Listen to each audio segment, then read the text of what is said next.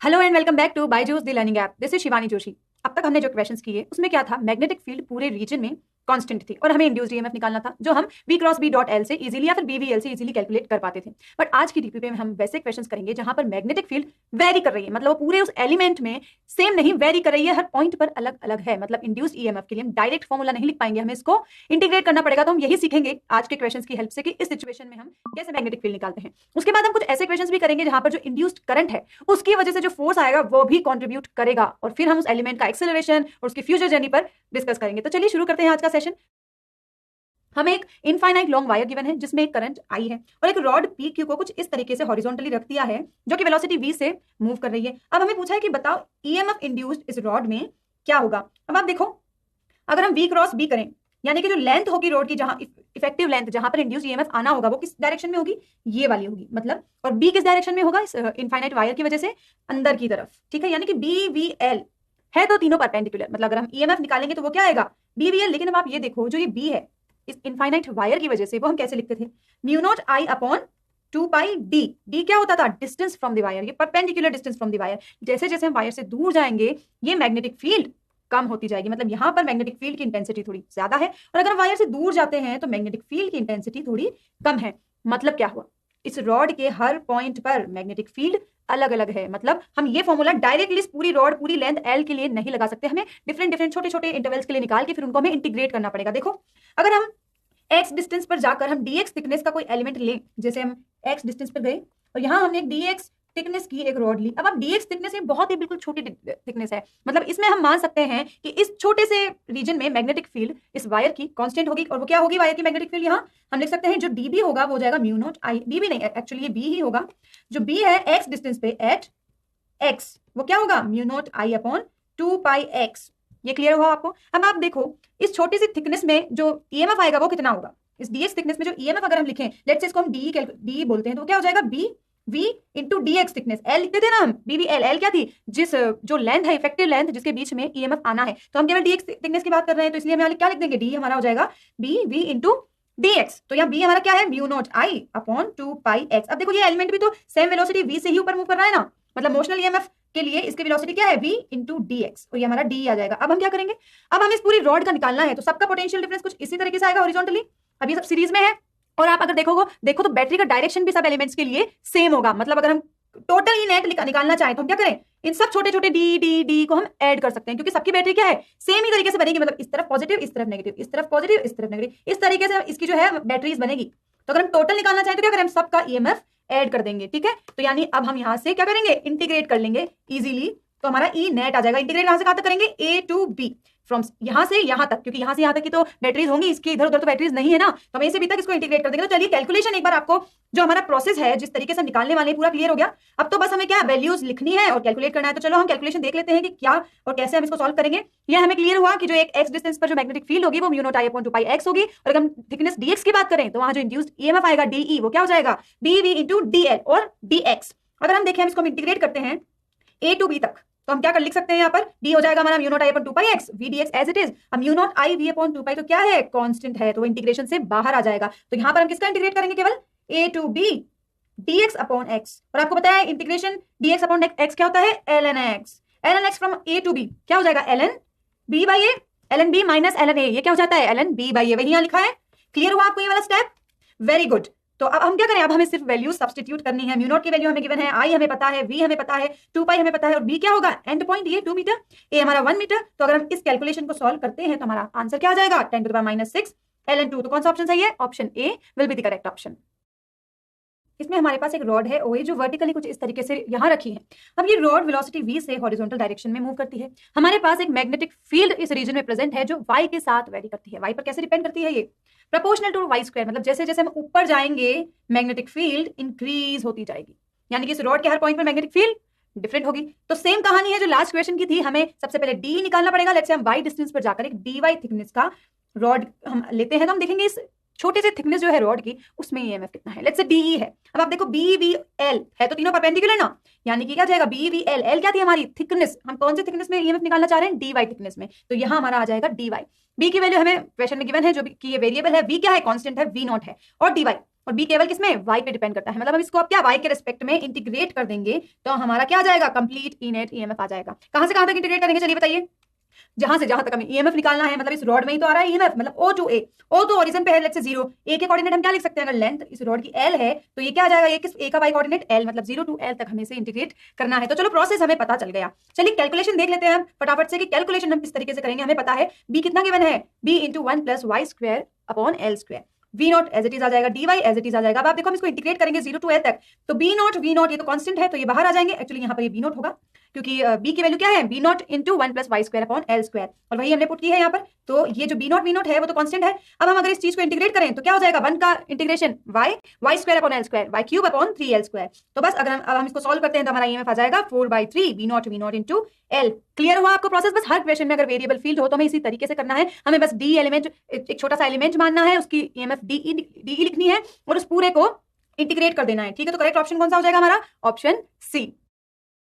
एक रीजन में हमारे पास मैग्नेटिक फील्ड बी प्रेजेंट है और एक जो पीक्यू कंडक्टिंग रोड है वो इस सर्किट में कुछ इस तरीके से वेलोसिटी वी से मूव करती है। हमें बताना है कि जो कैपेसिटर है उसकी जो प्लेट्स ए बी है उस पर चार्ज कितना होगा। ठीक है, देखो अब आप ये देखो सबसे पहले कि जो रॉड है पीक्यू ये वेलोसिटी वी से मूव कर रही है मैग्नेटिक फील्ड में, यानी कि इसमें कुछ इंड्यूस्ड ईएमएफ आएगा। उसकी वैल्यू क्या होगी चलिए बताइए, अब तो आप एक्सपर्ट हैं, उसकी वैल्यू कितनी होगी, वी बी एल, तीनों क्या है, परपेंडिकुलर है, यानी और बी कौन हमारा यूनिफॉर्म है इस बार, यानी ईएमएफ हो जाएगा हमारा वी बी एल। अब आप बताइए बैटरी का पॉजिटिव साइड किस तरफ होगा और नेगेटिव साइड किस तरफ होगा, कर सकते हैं आप कैसे, वी क्रॉस बी, मतलब वी क्रॉस बी से राइट हैंड थंब रूल से हमने देखा जो पॉजिटिव चार्जेस है उन पर फोर्स ऊपर लगेगा, यानी कि ये वाली प्लेट पॉजिटिव होगी और जो नीचे वाली प्लेट है जो क्यू से कनेक्टेड है वो क्या होगी, नेगेटिव होगी। अब यानी कि अब आप देखो इस सर्किट में और तो कोई रेजिस्टेंस प्रेजेंट नहीं है, यानी कि जो ईएमएफ ये वाला है पीक्यू के बीच का वही ईएमएफ इस कैपेसिटर के अक्रॉस होगा। मतलब ये जो ईएमएफ है बीवीएल इसकी वैल्यू भी हम कैलकुलेट कर सकते हैं इजीली क्योंकि हमें सारी क्वांटिटीज गिवन है। ये ईएमएफ कितना आ जाएगा हमारा 80 वोल्ट्स, मतलब अगर ये 80 वोल्ट्स है मतलब इस कैपेसिटर के अक्रॉस भी क्या यही वोल्टेज होगा और कोई रेजिस्टेंस प्रेजेंट नहीं है, यानी कि इसके अक्रॉस हमें वोल्टेज पता चल गया। इसके अक्रॉस हमें वोल्टेज पता है, कैपेसिटेंस पता है, यानी कि हम चार्ज इजीली निकाल सकते हैं। क्या हो जाएगा वो C इंटू ई, कितना आ जाएगा 800 माइक्रोकूलम। और जो कैपेसिटर की जो प्लेट ए है वो बैटरी के पॉजिटिव टर्मिनल से कनेक्टेड है, ये वाला सिरा कौन सा है, पी है ना।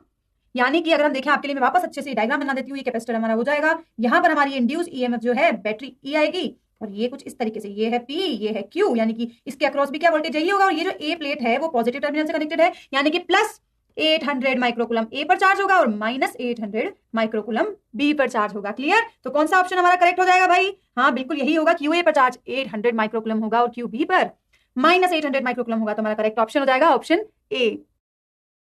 हमारे पास एक इनफाइनाइट वायर है और एक रॉड को उसके पैरेलली रख दिया है और वो जो रॉड है वो क्या वेलोसिटी v से कुछ इस डायरेक्शन में मूव करती है। अब हमसे पूछा है कि बताइए जब ये रॉड 0.15 मीटर डिस्टेंस पर होगी इस वायर से तब ईएमएफ इंड्यूस्ड ईएमएफ इस रॉड में कितना होगा। आप देखो जैसे जैसे हम वायर से दूर जाते हैं मैग्नेटिक फील्ड चेंज होती है। वायर की मैग्नेटिक फील्ड हम कैसे लिखते हैं, mu naught I upon 2 pi D, मतलब ये केवल और केवल किस पर डिपेंड करती है, इसकी परपेंडिकुलर डिस्टेंस पे। मतलब इस डायरेक्शन में हम जाने तो चेंज तो होगी, लेकिन हमें क्या बोला आप तो बता दो 0.15 मीटर पर जब ये पहुंचता है रोड तब कितनी है। 0.15 मीटर पर अगर ये पहुंच गया तो तब कितनी होगी भाई। अब रोड तो वर्टिकल है ना और वर्टिकल डायरेक्शन में तो मैग्नेटिक फील्ड चेंज ही नहीं हो रही है, तो केवल हॉरिजॉन्टल डिस्टेंस पर डिपेंड कर रही है, परपेंडिकुलर डिस्टेंस पर, ये वाली डिस्टेंस पर, है ना। यानी कि तो बहुत आसान क्वेश्चन हो गया, हमारी जो मैग्नेटिक फील्ड होगी इस पूरी रॉड में 0.15 मीटर पर क्या होगी, कांस्टेंट होगी और तीनों परपेंडिकुलर है। VBL यानी कि ईएमएफ क्या हो जाएगा हमारा BBL, बस हमें वैल्यूज पुट करनी है इसमें। बी हमें क्या गिवन है, बीबी हमें गिवन है mu naught I upon 2 pi x, मतलब एक्स क्या है 0.15, अगर हम यहाँ पर लिखें तो क्या हो जाएगा हमारा mu naught I upon 2 pi x, x हमारा हो गया 0.15। वी वेलोसिटी कितनी गिवन है हमें 10 मीटर पर सेकंड, तो वेलोसिटी हमें पता है, लेंथ ऑफ द रोड क्या है 3 मीटर, तो हमने सारी वैल्यूज यहाँ पर पुट कर दी और हमारा आंसर आ जाएगा 2 × 10⁻⁵ वोल्ट, यानी कि option D will be the correct option.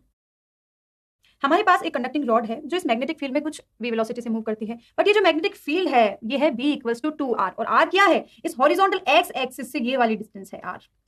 और अगर हम देखें तो जो रॉड है ये भी y डायरेक्शन में है, मतलब इस रॉड पर r की वैल्यू हर पॉइंट के लिए डिफरेंट डिफरेंट होगी, मतलब मैग्नेटिक फील्ड इस रॉड में सभी पॉइंट्स के लिए क्या होगी, डिफरेंट होगी। हमें पूछा है कि बताइए EMF induced between the ends of this rod क्या होगा। अब आप देखो अब क्योंकि यहाँ इस रॉड में सभी पॉइंट्स पर जो मैग्नेटिक फील्ड है वो डिफरेंट है, मतलब हम वही स्ट्रेटेजी फॉलो करेंगे। हम पहले क्या निकालेंगे डीई, एक छोटी सी थिकनेस में हम इंड्यूस ईएमएफ निकालेंगे, क्योंकि अब वेरी किस डायरेक्शन में कर रही है करंट, वाई डायरेक्शन में। आप वी क्रॉस भी करो, मतलब जो हमारे पार्टिकल्स होंगे हमारे चार्जेस होंगे वो भी इस डायरेक्शन में मूव करेंगे, मतलब लेंथ हमारी ये वाली है रॉड की। अब हम देखो हम किसी डिस्टेंस r पर जाकर लेट्स से हमने dr थिकनेस की एक रॉड ली, इसमें डी हम कैसे लिखेंगे, B V into D R, और बी कितना है 2r, और वेलोसिटी तो कांस्टेंट है, let's say V naught into D R. अब हम इसको क्या ई नेट निकालने के लिए क्या कर देंगे, हम इसको इंटीग्रेट कर देंगे, तो हमारा ई नेट आ जाएगा इस पूरी रॉड में। कहां से कहां तक इंटीग्रेट करेंगे, यहां से यहां तक, क्योंकि इस तरीके से हमारी कुछ बैटरीज बनेगी, तो हम कहां से कहां तक करेंगे, इस तरीके से हमारी बैटरीज बनेगी, तो यहाँ 2 मीटर से ये वाली कितनी 3 मीटर तक। अब ये गलती मत कर देना, ये लेंथ है 1 मीटर है, हमें तो कोऑर्डिनेट से मतलब है, क्योंकि हम आर लिख रहे हैं ना, आर के कोऑर्डिनेट से मतलब है हमें, तो यहाँ आर कितना होगा पहले पॉइंट के लिए 2 मीटर, और जो एंड पॉइंट है इस रोड का उसके लिए आर कितना हो जाएगा 2 + 1 लेंथ, 1 क्या है लेंथ ऑफ द रोड, तो 2 + 1 यानी 3 मीटर। तो अब 2 से 3 तक इसको इंटीग्रेट कर देंगे। तो चलिए सारी वैल्यूज हमें पता है, हमें प्रोसेस पूरा पता चल गया। अब हम इसको फटाफट से सॉल्व कर लेते हैं। तो हमारा हमें पता है डी हमारा आ गया B V into D R, यानी कि बी क्या है 2r, वेलोसिटी 8, और डी आर। अब इसको हम इंटीग्रेट कर दे 2 से 3 तक, तो सिंपली आर डी आर का हमारा इंटीग्रेशन करेंगे 2 से 3 तक, तो हमारा क्या आ जाएगा, बहुत ही सिंपल इंटीग्रेशन 40 वोल्ट्स। तो हमारा करेक्ट ऑप्शन हो जाएगा ऑप्शन बी। हमारे पास एक लूप PQRS है जो इस मैग्नेटिक फील्ड में कुछ वेलोसिटी v से मूव करता है। अब हमसे पूछा है कि इस लूप में जो नेट इंड्यूस्ड ईएमएफ होगा वो कितना होगा। अब आप देखो, क्योंकि ये वायर जो है मैग्नेटिक फील्ड में मूव कर रहा है, यानी कि इसकी सारी साइड्स में इंड्यूस्ड ईएमएफ, मोशनल ईएमएफ तो आएगा। अब हम एक एक साइड की बात करते हैं। अब आप सबसे पहले ये देखो, वेलोसिटी इस डायरेक्शन में है, हॉरिजॉन्टल डायरेक्शन में, और जो ये PQ और RS है इनकी लेंथ भी इसी डायरेक्शन में है, और हम जानते हैं कि BVL इनमें से कोई भी दो पैरेलल हो जाते हैं तो इंड्यूस्ड ईएमएफ क्या होता है, 0 आता है। मतलब कि PQ और RS जो साइड्स हैं इस लूप की, उसमें जो इंड्यूस्ड ईएमएफ होगा, induced EMF in PQ equals to induced EMF in RS कितना होगा, 0 होगा। मतलब इन दोनों में कोई इंड्यूस्ड ईएमएफ नहीं आएगा। अब PR और QS साइड देखो, अब इसमें तो क्या है, इनकी लेंथ V के परपेंडिकुलर है, मतलब इनमें इंड्यूस्ड ईएमएफ आएगा कितना होगा, BVL आएगा। लेट्स से इस वाले में E1 है और इस वाले में कितना हो जाएगा, E2 हो जाएगा। अगर हम E1 देखें, हम कैसे लिख सकते हैं E1, अब मैं इवन क्यों बोल रही हूँ, डिफरेंट क्यों होगा, क्योंकि भाई मैग्नेटिक फील्ड डिफरेंट है ना, वायर की वजह से मैग्नेटिक फील्ड कैसे लिखते हैं हम, mu naught I upon 2 pi D, mu naught I upon 2 pi D. अब जो डिस्टेंस है, परपेंडिकुलर डिस्टेंस, वो पीआर की तो एक्स है, बट क्यूआर की क्या है, एक्स प्लस ए। बाकी इस पूरा जो रॉड है पीआर, इस पूरे रॉड में हर पॉइंट पर तो मैग्नेटिक फील्ड क्या होगी, सिमिलर होगी, क्योंकि वर्टिकली मैग्नेटिक फील्ड क्या है, यूनिफॉर्म है। इसका मतलब हम ये डायरेक्टली लगा सकते हैं, बट बी की वैल्यू जो है पी क्यू और पी आर और क्यू एस दोनों के लिए डिफरेंट होगी। तो बस हम इवन निकाल ले पहले, इवन क्या हो जाएगा हमारा, इवन आ जाएगा हमारा B1 कितना है, mu naught I upon 2 pi x, VL velocity तो V है और लेंथ कितनी है A, V into A. E2 अगर मैं निकालू तो वो क्या जाएगा, mu naught I upon 2 pi x plus A into V। अब मुझे बताओ इस E1 और E2 बैटरी जो है उनका पॉजिटिव टर्मिनल और नेगेटिव टर्मिनल किस तरीके से कनेक्टेड होगा। अब आप देखो V cross B, right hand thumb rule अगर हम लगाएं तो QS में आप देखो V क्रॉस B किस तरफ आ रहा है, B क्रॉस B मतलब जो पॉजिटिव चार्जेस हैं उन पर फोर्स ऊपर लगेगा। मतलब अगर मैं इसका वापस से डायग्राम बनाऊं तो कुछ इस तरीके से इसकी बैटरी बनेगी कि जो Q और S है वो इस तरीके से आएंगे कि V क्रॉस B अगर आप करो तो ये वाला टर्मिनल पॉजिटिव और ये वाला नेगेटिव होगा, ये कुछ इस तरीके से QS में आएगी। और जो PR की बैटरी है वो कैसे बनेगी भाई, वो भी बिल्कुल ऐसे ही बनेगी PR की। यानी कि अगर हम देखें एक कंप्लीट, अगर मैं इसका सर्किट देखूं तो अगर हम देखें तो इसका सर्किट कुछ, इन सब वायर्स का इंटरनल रेजिस्टेंस भी होगा, इन सब वायर्स का इंटरनल रेजिस्टेंस भी होगा ना गाइस, तो हम इस तरीके से इसका कुछ सर्किट बना सकते हैं। आपको समझ आया जो हमने अभी देखा, बिल्कुल वैसा ही। ये रेजिस्टेंस क्यों है, ये वायर के इंटरनल रेजिस्टेंस है, लेकिन हमें उसके बारे में कुछ पूछा नहीं, हमें तो पूछा कि बता दो भाई नेट इंड्यूस्ड ईएमएफ कितना होगा। अब आप देखो लूप लो लगा लो, E1 माइनस E2 होगा क्योंकि बैटरी क्या है, अपोजिटली कनेक्टेड है, यानी कि E नेट कितना हो जाएगा हमारा E1 माइनस E2, क्योंकि E1 बड़ा है और E2 छोटा है। तो आप देखो E1 हमने अभी देखा क्या था, म्यू नॉट आई AV अपॉन 2 पाई एक्स, और E2 कौन सा है, ये वाला जिसमें हमारा म्यू नॉट आई AV अपॉन 2 पाई एक्स प्लस ए। तो करेक्ट आंसर हमारा कौन सा हो जाएगा, ऑप्शन डी। हमारे पास ऐसा कुछ सर्किट गिवन है और ये जो PQ रॉड है वो कुछ इस तरीके से मूव करती है। अब हमसे पूछा है कि बताइए जब इसकी वेलोसिटी 5 मीटर पर सेकंड है तब इस लूप में इस इंस्टेंट पर कितना करंट फ्लो होगा। ठीक है, तो अभी बताते हैं हम। अब देखो सेम कहानी है, क्वेश्चन की लैंग्वेज बड़ी कर दी है, बाकी कुछ नहीं है क्वेश्चन में। ये रॉड मूव कर रही है तो क्या होगा, मैग्नेटिक फील्ड में एक इमोशनल ईएमएफ आएगा, और आप देखो इमोशनल ईएमएफ यहाँ कितना होगा, BVL। सब कुछ हमें गिवन है, हमें B गिवन है, हमें V गिवन है, L गिवन है, और ये सब क्या है, यूनिफॉर्म है, कांस्टेंट है। अब जो ईएमएफ आएगा उसकी बैटरी हम इस सर्किट में इस रॉड की जगह लगा देंगे, और बस फिर हमको लूप लो लगाकर करंट निकालनी है इस सर्किट में। बस इतना सा क्वेश्चन आप देखो। तो ये हमारा जो, अगर हम इसका देखें इक्विवेलेंट सर्किट, तो कुछ ऐसा बन जाएगा। क्या आपको समझ आ रहा है हमने बैटरी इस तरीके से क्यों लगाई। आप V क्रॉस B करिए राइट हैंड थंब रूल से, आपको पता चलेगा कि जो बैटरी का ऊपर वाला टर्मिनल है वो पॉजिटिव होगा, P की तरफ वाला, और Q की तरफ वाला नेगेटिव होगा। और हमें ये भी गिवन है कि इन वायर्स का कुछ इंटरनल रेजिस्टेंस भी है, दैट्स व्हाई हमने क्या किया, हमने यहाँ पर रेजिस्टेंस 2 ओम भी इंक्लूड कर दिया। तो हमारा ये सर्किट बन गया कुछ इस तरीके से। इस सर्किट को सॉल्व करना तो हमें बड़ी आसानी से आता है। करंट क्या हो जाएगी यहाँ पर, जो इसका ईएमएफ है upon small r plus capital R, क्या यही होगी करंट। तो अगर हम इसको सॉल्व करें, ईएमएफ हमारा क्या हो जाएगा, BVL। B क्या है, 0.6 टेस्ला। वेलोसिटी हमें पूछा है जब 5 मीटर पर सेकंड होती है इस रॉड की वेलोसिटी, तब बताओ। यानी कि वेलोसिटी हमारी 5, लेंथ इस रॉड PQ की 1 मीटर, ईएमएफ आ गया, करंट आ जाएगी EMF upon capital R upon small r, ये 3 ओम प्लस 2 ओम। तो हमारी जो करंट है वो आ गई 0.6 ampere. Option A will be the correct option. हमारे पास एक सर्किट गिवन है और एक रॉड ए बी है जो कुछ इस तरीके से वेलोसिटी v से इस मैग्नेटिक फील्ड में मूव करती है। अब हमसे बोला है कि बताओ angle between the acceleration and the velocity of this wire क्या होगा। ठीक है, आप सबसे पहले आप ये देखो, क्योंकि ये rod A B magnetic field में मोशन कर रही है, यानी कि एक मोशनल ईएमएफ आएगा। अब आप मुझे बताइए, अब देखो इस वेलोसिटी v जो है इसके दो कंपोनेंट्स होंगे, एक तो रॉड के पैरेलल, एक रॉड के परपेंडिकुलर। ठीक है, यानी कि मुझे बताओ क्या ये v पैरेलल जो है क्या वो कोई ईएमएफ इंड्यूस करेगा? ये v पैरेलल की वजह से क्या कोई ईएमएफ आएगा? आप देखो length of this rod, this length of this rod और जो v पैरेलल है वो एक दूसरे के पैरेलल है और b v l में से कोई भी दो पैरेलल हो जाते हैं तो इंड्यूस्ड ईएमएफ जीरो होता है। मतलब इस v पैरेलल की वजह से तो भाई कोई भी ईएमएफ नहीं आएगा। तो ईएमएफ किसकी वजह से आएगा? v परपेंडिकुलर की वजह से ईएमएफ आएगा। कितना आएगा? v perpendicular into l। अब आप मुझे बताओ, जो ये इंड्यूस्ड ईएमएफ वाली जो बैटरी है उसका पॉजिटिव टर्मिनल a की साइड होगा या b की साइड होगा? बताइए, v क्रॉस b करो। Can you do it? Yes, v cross b से हमें पता चला कि भाई जो पॉजिटिव टर्मिनल है वो इस तरफ, राइट हैंड थंब रूल ने हमें क्या बता दिया कि पॉजिटिव टर्मिनल तो a से कनेक्टेड होगा और नेगेटिव टर्मिनल b से कनेक्टेड होगा, यानी कि इसमें से एक करंट फ्लो होगी। ये एक लूप बन गया ना, कंडक्टिंग रॉड ए बी, ये वाला एक लूप हो गया। किस, अब आप मुझे करंट का डायरेक्शन बताइए, करंट कैसे होगी? पॉजिटिव टर्मिनल से बाहर निकलेगी, नेगेटिव टर्मिनल की तरफ आएगी, मतलब कुछ इस तरीके का डायरेक्शन इस करंट का होगा। यहां तक आपको सब क्लियर है? आप बैटरी की डायरेक्शन में कोई गलती नहीं करेंगे, करंट के डायरेक्शन में कोई गलती नहीं करेंगे। बैटरी का डायरेक्शन हमने कैसे निकाला? राइट हैंड थंब रूल से, और हमें पता है जो पॉजिटिव टर्मिनल है उससे करंट बाहर जाएगी, नेगेटिव टर्मिनल की तरफ आएगी, तो हमारा करंट का डायरेक्शन जी आ गया कुछ इस तरफ। अब आप देखो, ये कंडक्टिंग लूप है और इस कंडक्टिंग लूप में करंट फ्लो हो रही है, मतलब एक मैग्नेटिक फोर्स लगेगा। और मैग्नेटिक फोर्स क्या होता था? करंट कैरिंग वायर में, I hope you remember. Magnetic force कैसे लिखते थे? आई इंटू डीएल क्रॉस बी। याद आया? डीएल क्रॉस बी करो। डीएल कौन सा है? इस वाला, ये वाला डायरेक्शन, इस तरफ है हमारा डीएल, डीएल क्रॉस बी। तो मैग्नेटिक फोर्स का डायरेक्शन क्या हो रहा है? Right hand rule, d l cross B, इस तरफ आ रहा है ना फोर्स, मैग्नेटिक फोर्स। अच्छा सा डायग्राम हम देखते हैं जो ऑलरेडी बना हुआ है हमारा। डीएल क्रॉस बी अगर हम देखें तो किस तरफ आएगा फोर्स? इस तरफ आएगा, परपेंडिकुलर टू दिस वायर। ये आपको समझ आया? डीएल क्रॉस बी हमने किया तो इस तरफ हमारा फोर्स आ गया, ये वायर के परपेंडिकुलर है और हमें गिवन है ये एंगल 30 डिग्री है, मतलब ये भी 30 डिग्री है। मतलब जिस डायरेक्शन में, और तो कोई फोर्स नहीं है ना यहाँ पे, कोई एक्सटर्नल फोर्स और कोई फोर्स नहीं, मतलब केवल एक ही फोर्स है, मतलब एफ नेट इस रॉड पर सिर्फ यही है। तो एक्सेलरेशन जो है एफ नेट क्या होगा? m इंटू ए, यानी कि एक्सेलरेशन का डायरेक्शन भी क्या आएगा हमारा? जो फोर्स का डायरेक्शन है, मतलब एक्सेलरेशन का डायरेक्शन भी यही है। अब आप मुझे बताइए एंगल क्या हो गया वेलोसिटी और एक्सेलरेशन के बीच का? ये 90, ये 30, कितना हो गया? 120 डिग्री। तो हमारा करेक्ट ऑप्शन कौन सा हो जाएगा? Option C. हमारे पास एक सर्किट है और एक वायर है जिसमें करंट आई फ्लो हो रही है। अब हमसे पूछा है कि वायर किसी एक वेलोसिटी v से आगे बढ़ने लगता है, मूव करने लगता है, तो बताओ उस वेलोसिटी v की वैल्यू क्या होगी जब ये स्टेडी स्टेट में पहुंच जाता है, मतलब वेलोसिटी इसकी जब कांस्टेंट हो जाती है। आप देखो सिचुएशन क्या हो रही है यहाँ पे। एक वायर है सबसे इनिशियली और जिसमें करंट आई फ्लो हो रही है, बस हमें इतना इनिशियली गिवन है। क्या होगा अगर इसमें करंट आई फ्लो हो रही है? करंट कैरिंग वायर अगर एक मैग्नेटिक फील्ड में रखा है तो उस पर एक मैग्नेटिक फोर्स लगेगा। कितना होता था मैग्नेटिक फोर्स? याद है? आई इंटू डीएल क्रॉस बी, और तीनों परपेंडिकुलर है तो इस केस में मैग्नेटिक फोर्स क्या हो जाएगा यहाँ पर? F magnetic on this current carrying wire, हम क्या लिख सकते हैं? B I L. मतलब ये फोर्स इस वायर पर इस करंट की वजह से लगेगा। उसका डायरेक्शन क्या होगा? चलिए जल्दी से निकालिए। डीएल क्रॉस बी, डीएल का डायरेक्शन जो आई का डायरेक्शन है ये वाला, d l cross B, d l cross B किस तरफ आ रहा है? इस तरफ, मतलब कि इस डायरेक्शन में ये एफ मैग्नेटिक लगेगा इस वायर पर और इस फोर्स की वजह से ये वायर कहां? आगे की तरफ मूव करेगा और उसी से ये वेलोसिटी इस वायर को मिलेगी। मतलब ये एफ मैग्नेटिक आएगा, उसकी वजह से वायर आगे बढ़ेगा और उसकी वजह से इसमें वेलोसिटी आएगी। अब वेलोसिटी आ गई तो हमारा सेकंड केस, इस वेलोसिटी की वजह से जैसे जैसे वायर आगे बढ़ेगा, आप देखो इस लूप में से अगर वायर यहां पहुंच गया तो यहां पर क्या इस लूप में फ्लक्स ज्यादा हो गई? पहले फ्लक्स कम थी, मतलब कि फ्लक्स बढ़ गई। अगर फ्लक्स बढ़ जाती है इस वायर में से तो एक इंड्यूस्ड ईएमएफ जनरेट होगा और वो इंड्यूस्ड ईएमएफ क्या करेगा? वो चाहेगा कि फ्लक्स ना बढ़े तो वो इसको अपोज करेगा। तो इंड्यूस्ड ईएमएफ का डायरेक्शन किस तरफ आएगा? चलिए बताइए आप मुझे। एफ मैग्नेटिक इसके इधर लग रहा है, वायर की वेलोसिटी कुछ v है और यहां पर अगर हम आते हैं तो इसकी फ्लक्स बढ़ गई है, इंड्यूस्ड ईएमएफ आएगा, उसका डायरेक्शन आप बताएंगे क्या होगा? इस तरीके से होगा कि वो इस फील्ड के बढ़ने का अपोज करेगा, यानी कि पॉजिटिव वाला साइड कुछ इधर और नेगेटिव वाला साइड कुछ इधर। क्या ये आप चेक कर पा रहे हैं? इंड्यूस्ड ईएमएफ का डायरेक्शन हमने कैसे निकाला? v cross b, right hand thumb rule से हमने देखा कि जो पॉजिटिव टर्मिनल है वो इस तरफ आएगा और नेगेटिव टर्मिनल इस तरफ आएगा। अब एक और केस, चलिए देखिए कितना अच्छा क्वेश्चन, हम घूम फिर के जो सारी चीजें हैं एक दूसरे से कितनी कनेक्टेड है। आप देखो अब इस इंड्यूस्ड ईएमएफ की वजह से इंड्यूस्ड करंट वापस से इस वायर में आएगी। इंड्यूस्ड करंट का डायरेक्शन क्या होगा? ये वाला, अच्छे से डायग्राम में आपके लिए थोड़ा बनाती हूँ। इंड्यूस्ड करंट इसमें आएगी, उसका डायरेक्शन कुछ इस तरीके से होगा।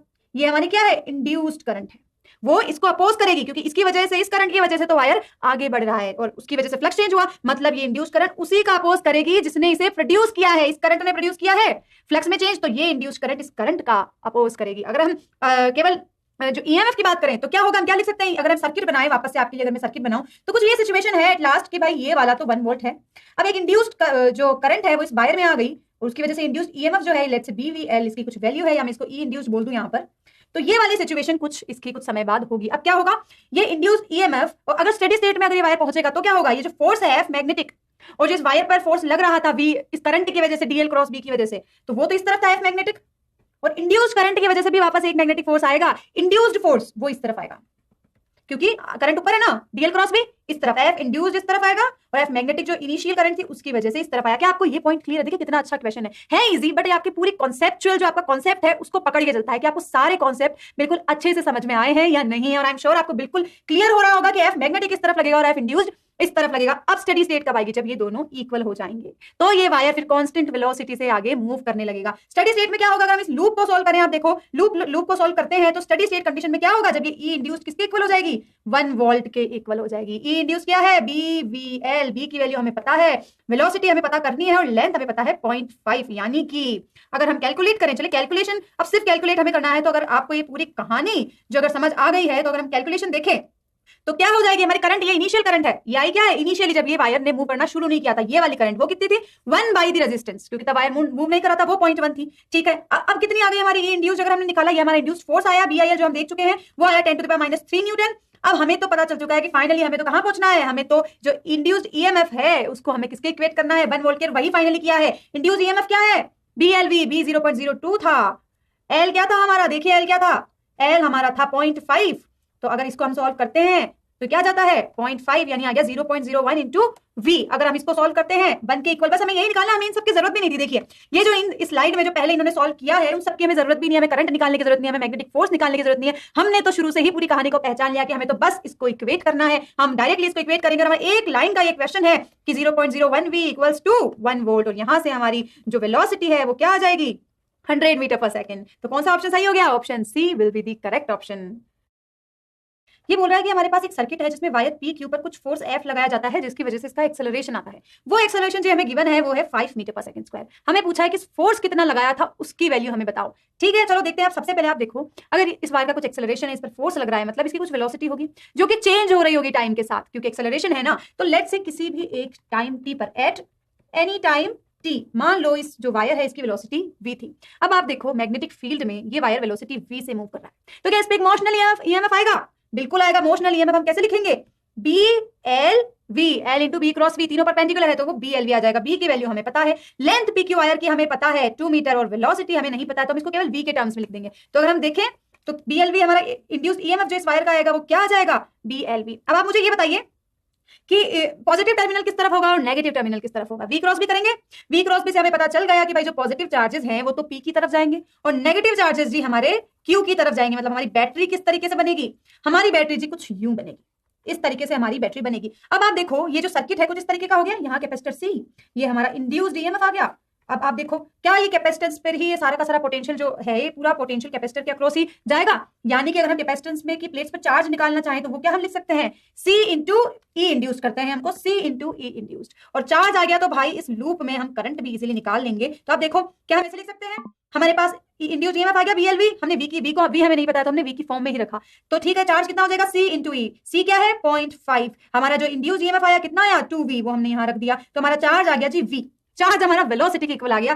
तो अगर हम इसको डिफरेंशिएट करते हैं तो हमारी करंट आ जाएगी, और dV/dt हमें पता है क्या होता है? एक्सेलरेशन, यानी कि हमारी करंट एक्सेलरेशन के इक्वल आ गई। जो हमें तो एक्सेलरेशन पता है, यानी हमें वेलोसिटी की जरूरत थी ही नहीं, इसलिए हमने वेलोसिटी को v ही रखने दिया यहाँ पर, ताकि हम डायरेक्टली एक्सेलरेशन पे पहुंच जाए। अब हमें पता है कि भाई इस सर्किट में से करंट I फ्लो कर रही है, I का डायरेक्शन तो आप इजीली निकाल सकते हैं। हमने ये देख लिया कि इस तरह से बैटरी होगी, मतलब करंट पॉजिटिव टर्मिनल से निकलेगी और नेगेटिव की तरफ आएगी। यही कुछ दिखाया है इसमें अच्छे वाले डायग्राम में, यहाँ दिखाया है ना आपको कि करंट इस तरफ होगी। बिल्कुल आपको समझ आ चुका है डायरेक्शन। अब आप देखो ये इंड्यूस्ड करंट है, ये क्या है? इंड्यूस्ड करंट है। अब इस इंड्यूस्ड करंट की वजह से ये मैग्नेटिक फील्ड में है, तो क्या एक फोर्स लगेगा, मैग्नेटिक फोर्स इंड्यूस्ड होगा। उसको किस तरफ लगेगा magnetic force? I into DL cross B। DL cross B करेंगे तो क्या हो जाएगा? DL I की डायरेक्शन में, B अंदर, यानी कि मैग्नेटिक फोर्स की डायरेक्शन भी हमें पता चल गई कि भाई जो ये डायग्राम में गिवन है ये वाली ही होगी, बिल्कुल इस तरफ ही होगी F मैग्नेटिक, जो कि यहाँ पर गिवन है। F मैग्नेटिक की डायरेक्शन हमें निकालना आ गया। अब आप देखो हमें क्या गिवन है? हमें एक्सेलरेशन गिवन है, और जब भी हम एक्सेलरेशन वाली इक्वेशन करते हैं तो ध्यान रखिए हम लिखते हैं F net equals to ma। यहाँ हम क्या लिखते हैं? F नेट, और हमें बताया कि एक्सेलरेशन का डायरेक्शन ये वाला है, इस तरफ है एक्सेलरेशन, यानी कि हम लिख सकते हैं F minus F magnetic, F जो इंड्यूस्ड हुआ हमारा, तो वो कितना आ जाएगा हमारा? ma। और हमने F मैग्नेटिक अभी निकाला, कितना था F मैग्नेटिक? BIL था ना, हमने अभी निकाला, हमने F मैग्नेटिक क्या निकाला? BIL। चलिए वापस निकाल लेते हैं आपके लिए। F मैग्नेटिक हमारा आ गया BIL, यानी कि I तो किसके इक्वल है? एक्सेलरेशन के इक्वल। एल हमें पता है 2 मीटर, बी हमें पता है, यानी कि अगर हम यहाँ पर वैल्यू लिखें तो क्या आ जाएगी हमारी एफ माइनस एफ मैग्नेटिक, ये हमारा हो गया B I L equals to M into A mass 1.8। तो यहाँ से एफ की वैल्यू हमारी इजीली आ गई 19 न्यूटन। तो लीजिए हमारा क्वेश्चन बिल्कुल सॉल्व हो गया और हमारा कौन सा करेक्ट ऑप्शन है, option C will be the correct option.